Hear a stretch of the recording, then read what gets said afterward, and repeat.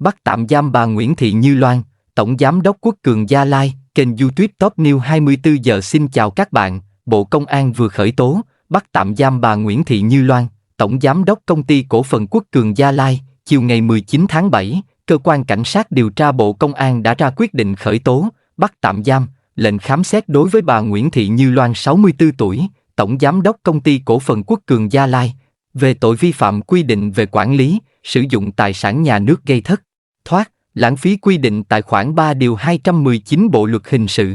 Các quyết định và lệnh trên đã được Viện Kiểm sát Nhân dân tối cao phê chuẩn. Được biết, việc bắt bị can Nguyễn Thị Như Loan nằm trong tiến trình mà Bộ Công an mở rộng điều tra vụ án vi phạm quy định về quản lý, sử dụng tài sản nhà nước gây thất thoát, lãng phí, nhận hối lộ, lợi dụng chức vụ, quyền hạn trong khi thi hành công vụ, khi mở rộng vụ án sai phạm xảy ra tại Tập đoàn Công nghiệp Cao su Việt Nam, Công ty Cao su Đồng Nai, Công ty Cao su Bà Rịa, Bộ Tài nguyên và Môi trường, cùng các đơn vị liên quan đến các sai phạm tại dự án khu đất 39, 39B Bến Vân Đồn. Theo đó, từ sáng đến trưa ngày 19 tháng 7, Cơ quan Cảnh sát điều tra Bộ Công an và Viện Kiểm sát Nhân dân tối cao đã khám xét nhà riêng của bà Loan, tại đường Trần Quốc Thảo, quận 3, thành phố Hồ Chí Minh. Công an đã thu giữ nhiều tài liệu phục vụ công tác điều tra. Sau 6 giờ khẩn trương làm việc tại nhà bà Nguyễn Thị Như Loan, lúc 15 giờ ngày 19 tháng 7, lực lượng cảnh sát cơ động, điều tra viên, Viện Kiểm sát đi vào khu biệt thự,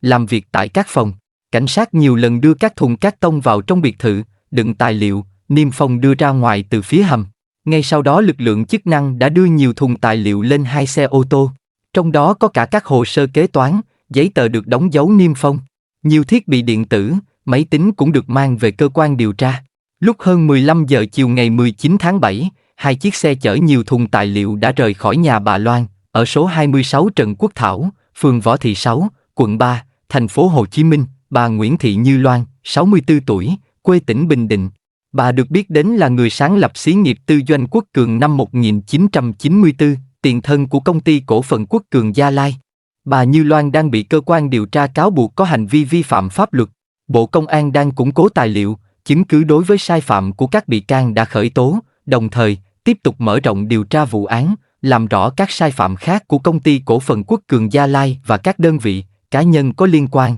áp dụng các biện pháp theo luật định để thu hồi triệt để tài sản cho nhà nước. Hiện tại, cơ quan điều tra chưa công bố nội dung làm việc tại nhà CEO Quốc Cường Gia Lai từ sáng ngày 19 tháng 7.